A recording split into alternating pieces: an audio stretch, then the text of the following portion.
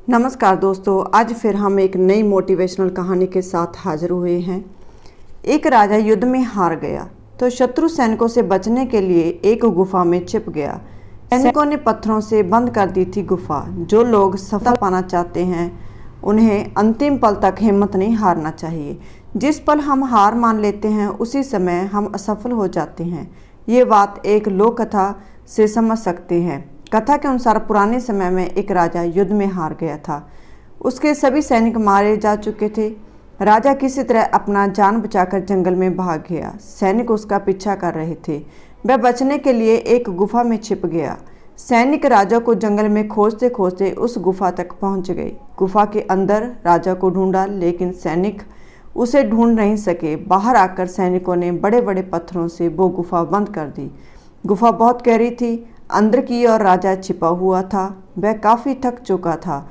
भूख प्यास की वजह से बेहाल हो रहा था। उसके शरीर में ताकत भी नहीं बची थी।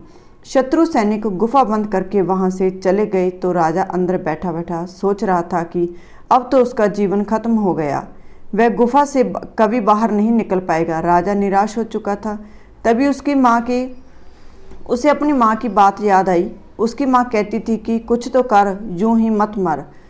ये बात याद आते ही राजा फिर से उठ जागी।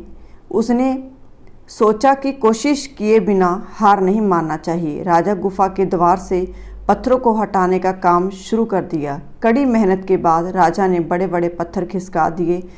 इसी तरह राजा ने बाहर निकलने की थोड़ी सी जगह बना ली। राजा गुफा से बाहर निकला और अपने मित्र राजा के पास पहुंच गया। मित्र राजाओं की मदद से उसने शत्रुओं को पराजित कर दिया और अपना राज्य वापस प्राप्त कर लिया।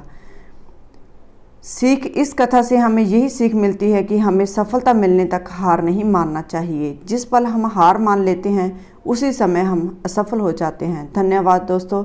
अगर आपको हमारी ये कहानी अच्छी लगी तो हमारे चैनल को सब्सक्राइब, लाइक और कमेंट